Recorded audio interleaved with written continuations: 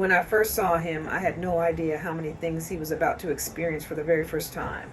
One of Pirate's favorite things in the world was going for car rides. The second you cracked the window open, he'd get excited. He would stick his head out and look around while the wind hit his face. He especially loved going on nighttime drives. Sometimes watching him like that made me feel emotional, because Pirate had gone so many years without ever having any of those things. We actually weren't planning on adopting a dog. We were only looking for places where we could volunteer and help out.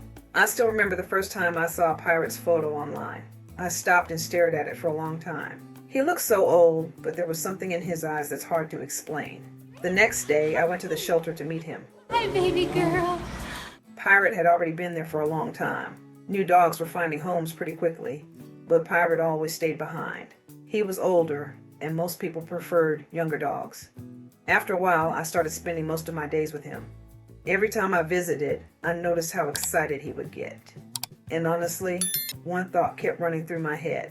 Pirate wasn't supposed to spend the rest of his life there. And one day, Pirate finally came home.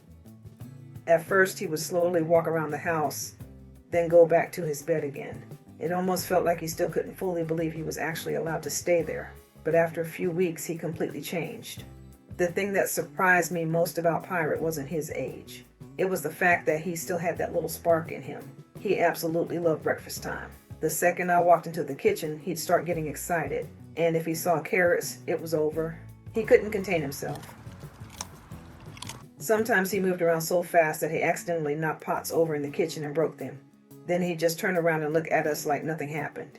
As time went on, he started developing all these little habits around the house. He was obsessed with his toys. I still remember the toy we got him for his first birthday. He carried it around in his mouth for hours. Another one of his obsessions was opening presents. During Christmas or birthdays, all it took was one wrapped package sitting on the floor. Before we could even get close, he was already tearing into it. In those moments, he didn't act like an old dog at all. He acted like a giant puppy that never really grew up. After a while, Pirate started acting like he truly belonged there. He had his own bed, his favorite toys, nighttime car rides, and a family waiting for him at home. Sometimes I'd watch him sleeping in weird positions on the couch, and the same thought always came into my mind. I wish we had found each other sooner. We lost Pirate in 2019. And honestly, talking about that day is still hard. But when I look back now, the first thing I feel isn't sadness. Because while we were trying to give Pirate a beautiful life, he was the one who ended up changing ours. Sometimes I still think about the way he looked out the car window, like he was trying to catch up on all the beautiful things he missed for so many years.